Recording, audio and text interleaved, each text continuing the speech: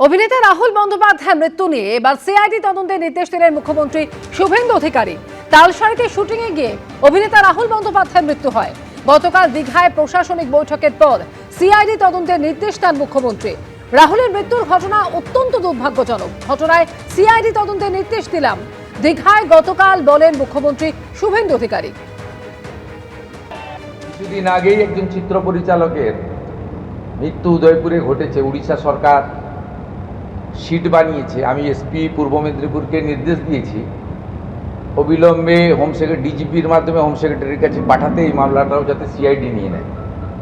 ওনার পরিবার থেকে এখানে মামলা করে গেছেন, যেটা একটা ন্যাচারাল ডেথ হিসেবে ইউডি মামলা হয়ে আছে। খুব অন্যায়। কলকাতা পুরসভায় আসছেন মুখ্যমন্ত্রী শুভেন্দু অধিকারী। আপনারা জানেন যে 21শে জুন প্রধানমন্ত্রী আসছেন, সেই উপলক্ষে পুরসভায় অনুষ্ঠান, 5 দিন ব্যাপী অনুষ্ঠান চলবে। আমি তার আগে ঠিক কিভাবে কি পরিকল্পনা রয়েছে, কিভাবে সাজানো হচ্ছে, মুখ্যমন্ত্রী বা কখন আসবেন, পুরোটা জানতে সরাসরি চলে যাব কলকাতা পুরসভাতে। আমাদের প্রতিনিধি অর্ণব মুখোপাধ্যায় আমাদের সঙ্গে রয়েছেন। অর্ণব, প্রধানমন্ত্রী আন্তর্জাতিক যোগা দিবস উপলক্ষে আসছেন এবং তাকে স্বাগত জানাতে স্বচ্ছতা সে স্বাগত সেই কর্মসূচি, সেখানেই আজকে আসছেন মাননীয় মুখ্যমন্ত্রী শুভেন্দু অধিকারী। এবং যে কর্মসূচির পরে তিনি একটি অ্যাডমিনিস্ট্রেটিভ বৈঠকও করবেন। এবং এখানে কিন্তু যেটা উল্লেখযোগ্য যে সমস্ত যে কাউন্সিলররা ছিলেন, প্রাক্তন যারা হয়েছেন, সদ্য প্রাক্তন হওয়া সেই কাউন্সিলরদের আমন্ত্রণ জানানো হয়েছে এবং ফিরহাদ হাকিম তারও আসার সম্ভাবনা রয়েছে।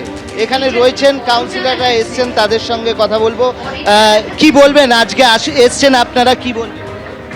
আমাদের কলকাতা পৌরসভা থেকে ইনভাইট করা হয়েছিল যে স্বচ্ছ ভারত অভিযানের একটা প্রোগ্রাম হবে, সেখানে মুখ্যমন্ত্রী আসবেন, আপনারা এখানে উপস্থিত থাকবেন। ভালো কাজের জন্য নিশ্চয়ই আমরা সঙ্গে থাকব। এটাই আমারও, যে আমাদের মুখ্যমন্ত্রী সাহেব ডেকেছেন, আমরা এসছি, এবার ওনাকে শুনি মুখ্যমন্ত্রী সাহেব কি বলছেন, সেই অনুযায়ী আমরা মানুষের কাছে যাব। অনন্যাদি, বলছি আজকে আপনার অফিসে ভাঙচুরও হয়েছে আর আপনি এখানে এসছেন, কি বলবেন?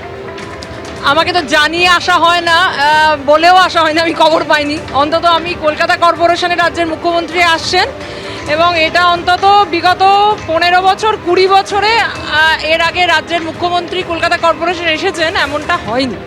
সেই কারণেই ইতিবাচক দিক ভেবে আমি উপস্থিত হয়েছে, আমাকে ডাকা হয়েছে, জানানো হয়েছে। তো ইতিবাচক দিক হিসেবে তারা এসছেন। এখানে প্রাক্তন কাউন্সিলর প্রত্যেককে আমন্ত্রণ জানানো হয়েছে এবং এই তোমাকে বলে রাখি, ফিরহাদ হাকিম তিনিও কিন্তু আসবেন এমনটাই জানা যাচ্ছে। ফিরহাদ হাকিম তিনি আমন্ত্রণ পেয়েছেন, তিনিও আসবেন এমনটাই জানা যাচ্ছে।